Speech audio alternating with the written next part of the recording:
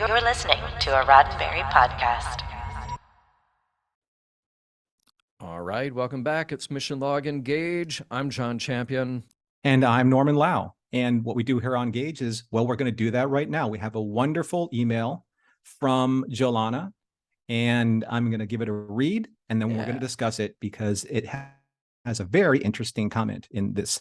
So from Jolana, and we're talking about Mission Log, and go way back in the Wayback Machine, Sherman, to episode 57, The Enterprise Incident. I am very much a latecomer to your fantastic podcast, as I only this year embarked on the great rewatching of the original series. I am finding your podcast an incredible companion. With this episode, though, I could not help but wonder how you would examine the sexism 9 years onward. At the time, when Mission Log released this in 2013, you were only too grateful that there was a commander cast as a woman, and you did not really find sexist. Wow, that's difficult to say. Maybe a little bit because she compartmentalized her job and her romantic endeavors. I wonder if now, 2022, you would notice that she was only cast as a woman to allow her to have certain weaknesses that would take too much explaining if she were a man. Just ruminations. I am really here to say, I love your show. Jolana. Jolana, thank you. And I love the comment. Look, I'm going to have to give this a whole big caveat right at the beginning and just say, I do not remember the conversation that Ken and I had on episode 57 of Mission Log that we did way back in 2013. Yes, 9 years ago. And since then, we are up to 466 episodes of Mission Log, nearly 200 Mission Log Live, and about 70 supplemental episodes. So that's been a lot of chatter between then and now. So partly, I'm going to throw this back on you, Jolana, and ask you for a little more detail to say, what do you see in the episode? What do you see as the kind of thing that by casting the Romulan commander as a woman, that we're almost sort of are we somehow lowering her abilities, or are we telegraphing a kind of weakness because she is a woman? If that's what you're getting out of it, then I would like to know exactly where you see that, how you think it affects the story, how you think it affects maybe your overall enjoyment or appreciation of the story. That's what I'm very curious about. But I will say this, because where we are right now in Mission Log is that we are talking about Janeway, and we are talking about the journey through the Delta Quadrant and dealing with, at long last, Star Trek's first leading character who is a woman in the role of the captain. And it dawned on me that there's a real difficulty here sometimes, not all the time, but when we get to those points, that we're examining the character as the character versus examining the character as what the character represents. So you can take all of these great qualities that Janeway has, or that the Romulan commander here in this case has, and say, wow, that's fantastic. Look at the strides that we've made by making this character front and center, giving them power, giving them agency, giving them command, all of these positive attributes that we might want to see.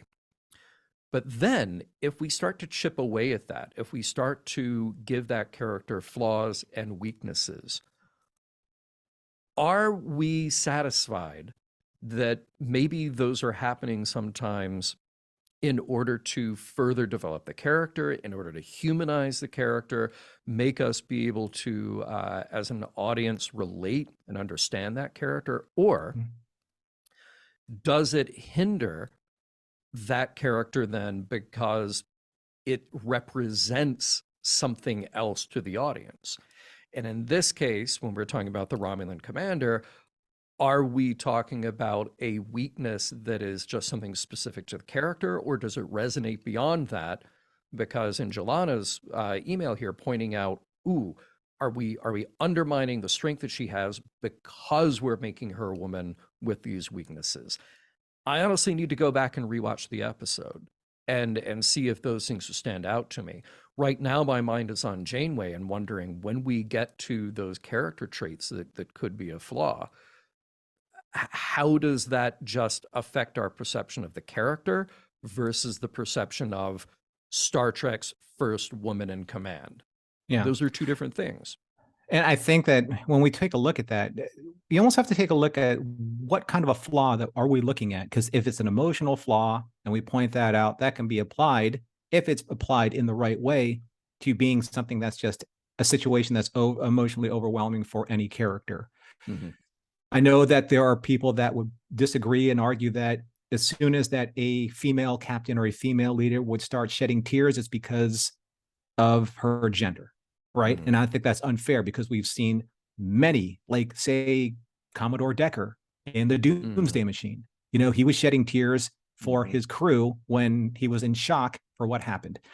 So it really depends on the context. And I think it also depends on the responsibility of those who are presenting that context, i.e. you and myself, in say mission log, to apply, is that or is that not something based on the fairness of the gender of that character. As Star Trek fans, or at least what I believe that we should be looking through this lens as Star Trek fans, is looking at a character based on strength because of whatever either race they are or whatever gender they are. They are a strong character regardless. I didn't see any weaknesses or really any flaws in Joanne Linville's character or performance as a Romulan commander. If you're going to say that she was so easily, so easily swayed by Spock and Spock's seduction of her, that can be applied in the reverse as well. That has happened to Kirk on occasion, the supposed Lothario of the original series, because that is just good character manipulation from one side to the other. That happens. And it can be applied in a constructive way, looking at a character's strengths or weaknesses, or it can be applied in a nefarious way if you choose to look at it irresponsibly. So it really, I think it depends on the point of view. I never really saw the Romulan commander in the Enterprise incident being anything other than strong and in command. And did she have a certain infatuation with Spock? Yes. I don't think that led her to make poor decisions. That's the way that I saw the Enterprise incident. Excellent. All right. Joanna, thank you so much. First of all, thank you for going back and listening to those old episodes. Really, that warms my heart. And I hope that you stick with us for the long haul through TNG, through DS9, up into Voyager, and just keep the comments coming because I can't wait for more. And listen, you or anybody else who is seeing this, if you enjoyed what we've discussed, please like, share, and subscribe to the Mission Log Engage playlist here at youtube.com/RoddenberryProd or Roddenberry Entertainment. If you would like to carry on this discussion even deeper, in an even more profound ongoing way, patreon.com/missionlog is the way to do that, because then you get access to our private Discord server. And let me tell you, it is great. Patreon.com/missionlog is how you get to that. You can send us your comments at missionlog@roddenberry.com. You can find us on Facebook and Twitter at missionlogpod.